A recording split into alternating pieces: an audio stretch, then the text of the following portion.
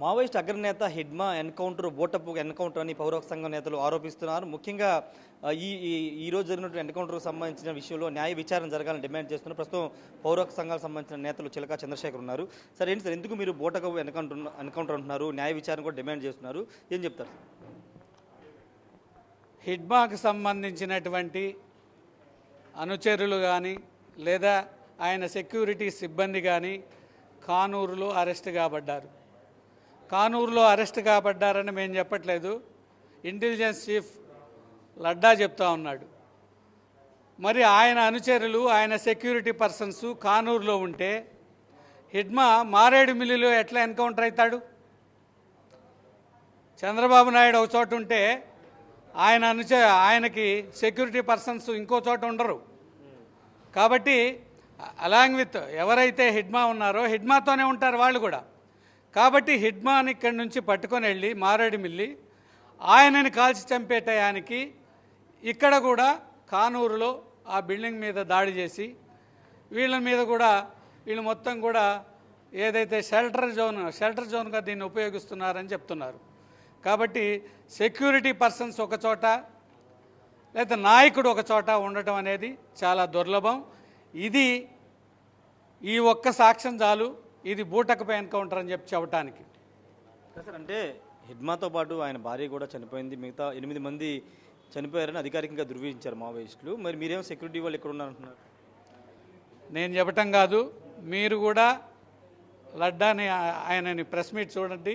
ఆయన ప్రెస్ మీట్లో చెప్పారు, దళం తిరుగుతుంది అనటానికి సరిపడా దళం అంటే 7-8 మంది ఉంటారు. కాబట్టి ఆ 7-8 మందిని పట్టుకొని వెళ్ళి కాల్చి చంపేసి ఆయన హిడ్మాకి సంబంధించిన దళం అని చెప్పేసి చెప్తా ఉన్నారు. దళానికి సంబంధించి 7-8 మంది ఉంటారు కాబట్టి ఇక్కడి నుంచి పట్టుకెళ్ళిన వాళ్ళు కూడా. అట్లనే మొత్తం టోటల్గా ఈ 6 గంటల నుంచి 7 గంటల మధ్య దాదాపు 5 జిల్లాల్లో 72 మందిని పోలీసులు అదుపులో తీసుకున్నారు. విజయనగరం జిల్లా, కాకినాడ జిల్లా, ఏలూరు జిల్లా, కృష్ణా జిల్లా, ఎన్టీఆర్ జిల్లా, ఈ మొత్తం మీద. ఇక్కడైతే వాళ్ళు చెప్పేది 31 మంది అని చెప్తున్నారు, ఇప్పుడు 27 మందినే చూపిస్తున్నారు. 28 మంది చూపిస్తున్నారు, మిగతా వాళ్ళు ఎవరు? అట్లనే మేము ఇంకొక ఆరోపణ ఏమైతే చేస్తున్నామంటే, దేవ్జీ ఎవరైతే ఉన్నారో వాళ్ళ సెంట్రల్ కమిటీ సెక్రటరీ, ఆ సెక్రటరీ కూడా పోలీసుల అదుపులోనే ఉన్నాడు. ఆయనను కూడా చంపే ప్రయత్నం ఈ పోలీసులు చేస్తూ ఉన్నారు, ఈ కూటమి ప్రభుత్వం చేస్తూ ఉంది. ఎందుకంటే ఆయన అనుచరులు 9 మంది ఇక్కడ అదుపులో ఉన్నారు అని చెప్పేసి లడ్డా స్టేట్మెంట్ ఇంగ్లీష్ పేపర్లో నేను మీడియాలో చూశాను.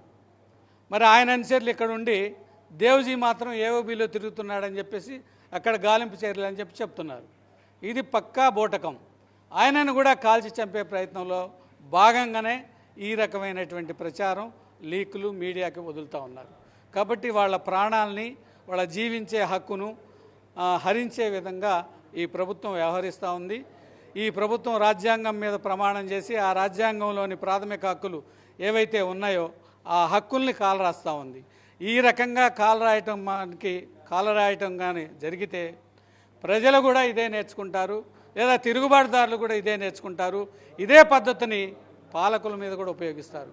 కాబట్టి చట్టబద్ధ పాలన అనేది ప్రభుత్వాలు చేయాలి, రాజ్యాంగబద్ధ పాలన చేయాలి అని చెప్పేసి పౌర హక్కుల సంఘంగా మేము డిమాండ్ చేస్తున్నాం. న్యాయ విచారణ కూడా మీరు ఇంతకుముందు డిమాండ్ చేశారు. ఖచ్చితంగా కగార్ ఎన్కౌంటర్లు ఏదైతే స్టార్ట్ అయిందో, కగార్ దగ్గర నుంచి దాదాపు 720 వరకు ఎన్కౌంటర్ల పేరుతో పోలీసులు కాల్చి చంపారు. మేము ఎవరిని ఇది మేమైతే ఒక ఆరోపణలు చేస్తున్నాం. మా ఆరోపణలు అనుకుంటే సిట్టింగ్ జడ్జి చేత విచారణ జరిపించమని, సిట్టింగ్ జడ్జి చేతనే హైకోర్టు కానీ సుప్రీంకోర్టు కానీ విచారణ జరిపితే ఆ విచారణలో తేటతెల్లం అవుతాయి. ఈ నిజంగా ఫేక్ ఎన్కౌంటర్సా, నిజమైన ఎన్కౌంటర్సా? నిజమైన ఎన్కౌంటర్లు అయితే పసిపాప చనిపోదు, 6 ఏళ్ల పాప, గర్భిణీ స్త్రీ చనిపోదు, లేకపోతే సంఖలో కర్రలు పెట్టుకున్నటువంటి సిపిఐ మావోయిస్టులు, నడవలేని పరిస్థితిలో ఉన్నవాళ్ళు, జ్వరాలు వచ్చిన వాళ్ళు, కళ్ళు కనపడకుండా తారట్లాడేవాళ్ళు, వాళ్ళని కూడా చంపేసి ఈ ఎన్కౌంటర్లు అని చెప్పేసి మాట్లాడుతూ ఉన్నారు. కాబట్టి ఖచ్చితంగా న్యాయ విచారణ జరిగితే ఇవన్నీ కూడా వెలుగులోకి వస్తాయి. నిజంగా ప్రభుత్వం మేము జరపలేదు అని చెప్పి అనుకుంటే జరపలేదు అన్నది కూడా నిరూపితమైంది. కాబట్టి న్యాయ విచారణ జరిపించాలి.